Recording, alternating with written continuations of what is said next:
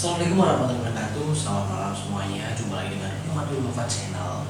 Semoga semuanya sehat, rezekinya lancar dan selalu dalam lindungannya. Betul malam minggu nih ya. Bukan malam minggu kelabu karena pandemi ataupun sedang corona dan PPKM juga bukan kelabu, tapi malam minggu ini teman-teman bisa manfaatin dan optimalin. Kalau ada internet di rumah, teman-teman bisa maksimalkan dagangan teman-teman di rumah dengan cara berjualan di sosial media atau anything yang berbau-bau internet. Teman-teman bisa maksimalkan di situ. Dan kemarin aku udah bahas tentang IP dynamic dengan IP static. Aku bahasnya cukup singkat tapi rinci ya, jelas ya, biar nggak terlalu detail banget, nggak terlalu panjang banget, dan aku jelasinnya nggak pakai angka dan nggak pakai rumus, nggak sama sekali, dan nggak pakai contoh, tapi aku jelasinnya secara singkat, poin-poinnya, biar teman-teman tuh tahu, oh IP static itu yang nggak berubah ya IP-nya, dan biasanya dipakai di perusahaan yang punya server ya. Itu poinnya, dipahamin dulu. Nah kalau udah ingat, enak. Terus IP dynamic-nya, oh IP dynamic ini yang berubah-ubah ya, IP-nya nggak tetap ya. Oh, seperti itu ya. Jadi teman-teman bisa paham dan bisa diingat ya. Walaupun masih panjang, tapi poinnya itu teman-teman bisa, kalau ada pertanyaan seputar IP saat di mata pelajaran jaringan, teman-teman bisa menjawabnya.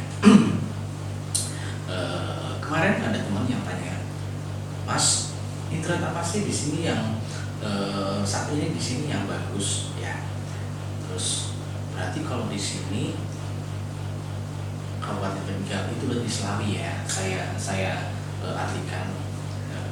Kalau menurut aku, internet saat ini itu ada dua nih di Slawi, Kabupaten Tegal, yaitu siplat merah IndiHome BUMN, siplat biru Bisnet si swasta ya, swasta dan BUMN ya.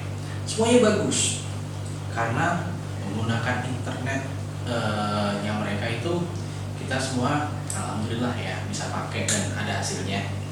Tapi untuk tahu bagus atau enggaknya, kita nggak bisa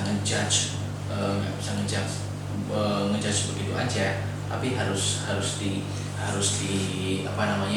breakdown satu-satu. Kita mulai dari harga dan bandwidth.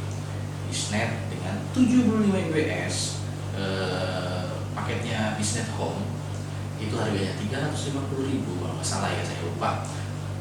75 Mbps dengan Bisnet Home harganya 350.000. IndiHome dengan 10 Mbps harganya 250.000 triple play, tapi aku pilihnya kalau di rumah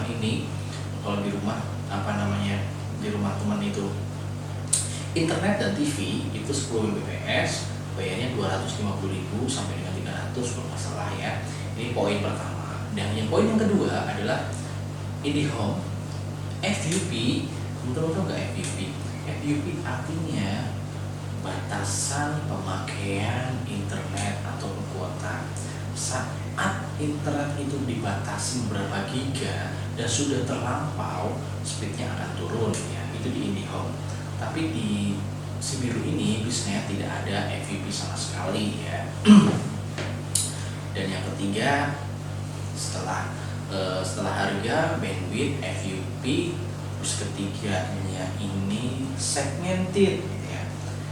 Si internet Bisnet itu biasanya sebelum orang berminat pasang, dari tim Bisnetnya itu biasanya tanya internetnya itu apa ya, karena meminimalisir cache yang ada, takutnya salah kasih layanan.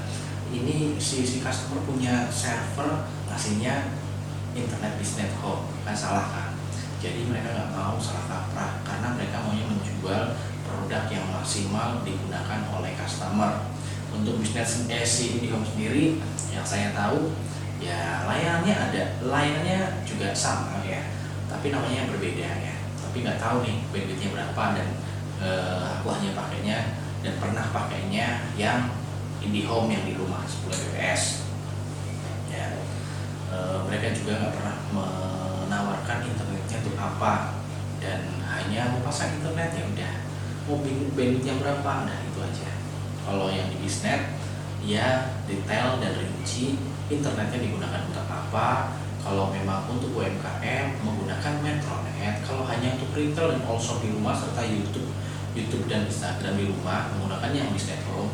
Tapi kalau mempunyai server ataupun bank dan perusahaan besar, Pemkot ataupun perusahaan swasta besar menggunakannya yang dedicated ya, dengan IP statik ya. IP-nya juga berbeda-beda, IP private, dynamic public, dan IP statik di sini ya. Terus yang ketiga, yang terakhir ini pasca pemasangan dan pembelian jasanya yaitu after salesnya.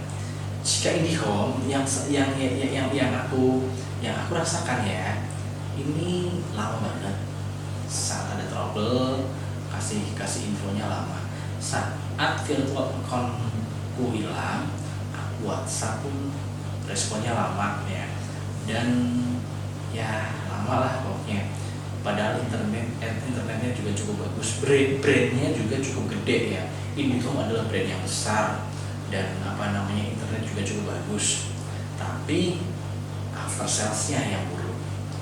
Untuk Biznet nggak tahu kenapa, kalau ada yang trouble, ada yang case semacam putus ya, loss di modemnya, fiber optiknya putus ataupun ada gangguan, si sales ini tanggap. Jadi yang aku tahu nih, customer laporan ke sales, bla bla bla bla bla, si sales konfirmasi ke teknisi, ini ada customer rusak seperti ini ya, tolong dicekin. Jika memang bisa langsung di maintenance, nanti teknisinya menghubungi customer, mengkonfirmasi ada di rumah jam berapa, dan jika di rumah siang itu ada, nanti teknisi mohon izin untuk ke rumah untuk menggunakan internet tersebut. Itu menurutku sih ya, yang swasta ini yang lebih bagus ya. Kita breakdown dulu. Biznet, IndiHome, bandwidth dan harga FUP. Ketiga tadi apa ya? Segmented. Terus keempatnya itu adalah retensi ya. Jadi menurutku Biznet lebih bagus. Tapi overall semua internet bagus. Yang tidak bagus adalah orang yang menawarkannya, ada after salesnya yang buruk, dan cara untuk approach serta menerangkan kurang detail. Itu yang membuat layan itu buruk ya. Maka dari itu, saat kemarin aku membuat materi tentang marketing plan, itu nyambungkan ke sini, sehingga kalau aku membuat materi itu teman-teman bisa simak, teman-teman bisa like, teman-teman bisa subscribe, dan komen di situ. Jadi materinya bakal nyambung. Oke, buat teman-temanku yang udah nonton yang kemarin tanya dan udah aku jawab di video ini ya. Menurut aku internet yang bagus adalah di swasta ini, Biznet, dikarenakan bandwidthnya besar dengan harga yang murah. Yang kedua, tidak ada FUP. Yang ketiga, segmented, kita mau pasang apa mereka juga ada, walaupun si Telkom juga ada, tapi si sales ini menjelaskannya secara detail walaupun kita tidak tahu ya, tapi mereka langsung kasih tahu. Yang keempat, after sales mereka yang sangat baik dan terkoordinasi dengan baik, berbeda dengan si IndiHome. Overall internetnya bagus semua. Yang tidak bagus adalah sumber daya manusianya yang tidak bisa membawa brand yang bagus menjadi lebih berkualitas. Selamat malam dan terima kasih sudah nonton. Jangan lupa like, comment, dan subscribe. Wassalamualaikum warahmatullahi wabarakatuh.